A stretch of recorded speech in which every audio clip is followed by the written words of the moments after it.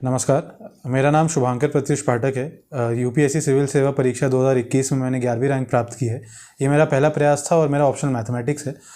मैंने आईटी धनबाद से इंजीनियरिंग की है 2016 से 2020 के बीच में। मैं आपको अपने मैथ्स ऑप्शनल के बारे में कुछ चीज़ें बताना चाहूँगा। मैंने कैसे तैयारी की, क्या क्या रिसोर्सेज फॉलो किए, मैंने क्यों मैथ्स लिया और किन को मैथ्स लेनी चाहिए। सबसे पहले तो इस चीज़ से स्टार्ट करते हैं कि मैथ्स ऑप्शनल किन के लिए इंपॉर्टेंट है, कौन ले सकते हैं। अगर आपने बीएससी या एमएससी मैथमेटिक्स में किया है या आपने बीटेक की है जिसमें मैथ्स का काफ़ी ऑप्शनल पार्ट का सिलेबस का ही पार्ट है, तो आप मैथमेटिक्स ऑप्शनल बेशक ले सकते हैं। अगर आपने सिर्फ 11वीं और 12वीं में मैथ्स की है तो हो सकता है आपके लिए थोड़ी मुश्किल हो। मैं जो भी मैथमेटिक्स लेना चाहते हैं उनको सबसे पहले ये सजेस्ट करूंगा कि ordinary differential equation, linear algebra और न्यूमेरिकल एनालिसिस, ये 3 चैप्टर पहले पढ़ के देखें। अगर ये 3 चैप्टर में वो कंफर्टेबल हैं उसके बाद ही मैथ्स की तरफ जाएं, क्योंकि बाकी चैप्टर्स इनसे बहुत टफ हैं। अगर आपको इनमें ही दिक्कत आने लगेगी तो शायद मैथ्स ऑप्शनल आपके लिए सही चॉइस नहीं होगा, क्योंकि ऑप्शनल का बहुत बड़ा रोल है आपके एग्जाम में। उसके बिना आप ये क्लियर नहीं कर पाएंगे। तो इसलिए मैथमेटिक्स ऑप्शनल का चयन आप पहले ये 3 टॉपिक्स पढ़ के देखें। इनमें अगर आपको कोई दिक्कत लग रही हो उसके बाद ही मैथमेटिक्स ऑप्शनल आप लें। अगर मैं बताऊं कि मैंने मैथमेटिक्स ऑप्शनल क्यों लिया, क्योंकि एक तो 3 साल की इंजीनियरिंग मैं 8 महीने में मुझे लगा कि बहुत मुश्किल हो जाएगा करना। दूसरी बात ये थी कि मैथ्स में मेरा रुझान हमेशा से रहा था। मैं मैथ्स में बहुत अच्छा स्टूडेंट भी रहा हूँ through out my schooling life, तो मैथ्स मेरे लिए एक नेचुरल ऑप्शन थी। तीसरी पॉइंट ये भी थी कि मैथमेटिक्स अगर आप एक इंजीनियरिंग बैकग्राउंड में हैं तो चारों साल चलती है, क्योंकि उसका एप्लीकेशन हर जगह है।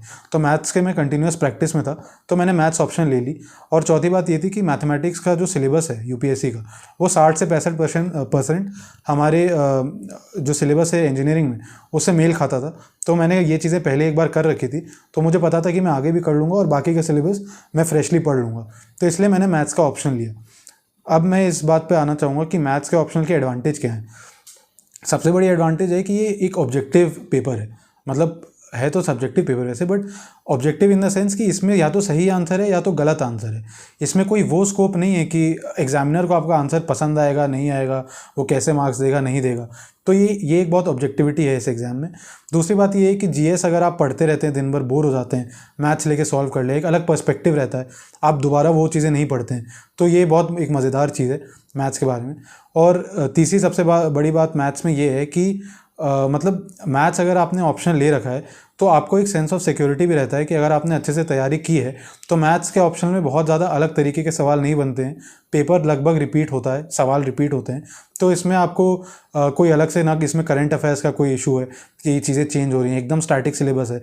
तो आप जितने बार रिवाइज करेंगे उतना आपका बेहतर होता चला जाएगा। फिर इसके लेकिन मैथमेटिक्स से कुछ ख़राब चीज़ें भी हैं कि जीएस से कोई लिंक नहीं है, जैसे मैंने बताया। तो आपको ऐसे एथिक्स दूसरे जीएस पेपर में कोई हेल्प नहीं मिलेगी। फिर आपको एक अलग से एक पूरा सब्जेक्ट तैयार करना पड़ेगा। जैसे अगर आप पीएसआईआर ऑप्शनल लें तो आपके पॉलिटी और आईआर तैयार हो जाती है, हिस्ट्री लें, ज्योग्राफी लें, ऐसे आपको कोई हेल्प मैथ्स में नहीं मिलेगी। तीसरा, मैथ्स का सिलेबस बहुत बड़ा है, तो 7 से 8 महीने मुझे लगे थे पहले इटरेशन में करने में। एंड रिवीजन भी आपको लंबी लगती है इसमें, और आपको अपने अलग से नोट्स भी बनाने पड़ते हैं। तो मैथमेटिक्स की कुछ ये दिक्कतें भी हैं। तो आप सारा इसके प्रोज और कॉन्स देख के ही एक डिसीजन लीजिए। और जैसे मैंने बताया, ओडी, न्यूमेरिकल एनालिसिस और लीनियर अलजेब्रा, पहले आप ये पढ़ के देखें। अगर आप इनमें कंफर्टेबल हैं तो आप डेफिनेटली मैथमेटिक्स का चयन कर सकते हैं। प्रोस कौन बता दिए, ठीक है। अब मैं आपको मैथ्स में अपने रिसोर्सेज के बारे में बताना चाहूँगा। सबसे पहले तो मैं ये बताना चाहता हूँ कि अगर आपने मैथ्स ऑप्शनल डिसाइड किया है तो आप कनिष्क कटारिया सर का ब्लॉग पढ़िए।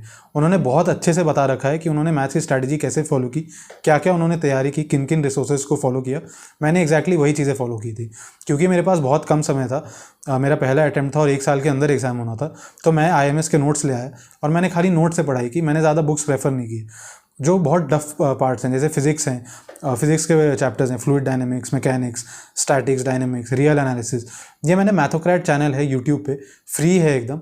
और शिवराज गुर्जर सर पढ़ाते हैं, वो आईटी खड़गपुर के हैं। उन्होंने खुद 300+ स्कोर किया हुआ है मैथ्स में।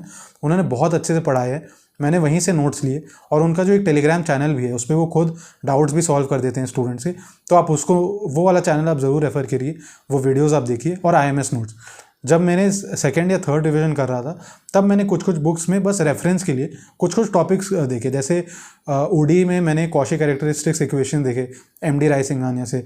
वैसे ही पीडी का भी मैंने थोड़ा सा पार्ट एमडी रायसिंघानिया देखा। अगेन फ्लूइड डायनेमिक्स में MD रायसिंघानिया ने अच्छी बुक है। 3D ज्योमेट्री के लिए जो एनालिटिकल ज्योमेट्री है उसके लिए PN चैटर्जी एक अच्छी बुक है। फिजिक्स के पोर्शंस के लिए कृष्णा सीरीज़ आप देख सकते हैं, उसके सवाल सॉल्व एग्जाम्पल आप देख सकते हैं, सॉल्व कर सकते हैं, आपको एग्जाम में बहुत हेल्पफुल रहेगा। और काफ़ी बार UPSC वहाँ से डायरेक्ट सवाल पूछ देते हैं, तो वो आप ज़रूर सॉल्व करें। तो बेसिकली मेरे रिसोर्सेज बस इतने ही से थे। IMS के नोट्स, मैथोक्रेट का चैनल, और कुछ टॉपिक्स के लिए मैं कुछ बुक्स को रेफ़र करता था। उससे ज़्यादा मैंने कभी मैथमेटिक्स में उससे ज़्यादा कुछ नहीं पढ़ा। मेरे मैथमेटिक्स में स्कोर इस बार 286 है, 143 दोनों पेपर में है। एंड जैसे मैंने बताया, आप कनिष्क कटारिया सर का ब्लॉग ज़रूर से पढ़ें ऑप्शनल स्टार्ट करने से पहले। आपको एक पर्सपेक्टिव मिल जाएगी कि आपको तैयारी कैसे करनी है, क्या क्या चीज़ें पढ़नी है, क्या क्या इंपॉर्टेंट है। उन्होंने बहुत डिटेल में और बहुत अच्छे से लूसिड तरीके से एक्सप्लेन कर रखा है, आप वो ज़रूर देखें। एंड अगर आप मैथमेटिक्स ऑप्शन ले रहे हैं तो आप मेंटली प्रिपेयर्ड रहिए कि आपको अलग से भी बहुत टाइम निकालना पड़ेगा मैथ्स की तैयारी के लिए और फिर GS की तैयारी के लिए। तो ये इस सोच के साथ अपनी तैयारी करिए। मैथ्स एक काफ़ी रिवॉर्डिंग ऑप्शनल है, और अगर आप अच्छे से तैयारी करते हैं तो इसके फल आपको ज़रूर मिलेगी। एंड मैं आप सबको ऑल द बेस्ट विश करना चाहूँगा, एंड होपफुली आप सब अच्छे रैंक के साथ क्लियर करें। Thank you.